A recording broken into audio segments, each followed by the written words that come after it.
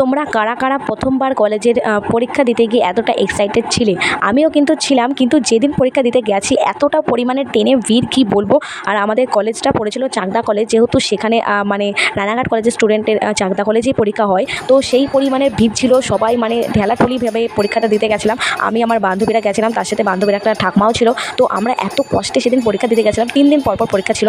পরীক্ষার পরিমাণ মানে পরীক্ষার দিন থেকে শুরু করে পরীক্ষার লাস্ট অবধি এতটা পরিমাণে ভিড় ছিল যে আসা যাওয়া তো কোনো ব্যাপারই না। মানে আগের মতো মানে যেভাবে যাওয়া আসা করি আমরা সেভাবে যাওয়া আসা করতে পারছিলাম না।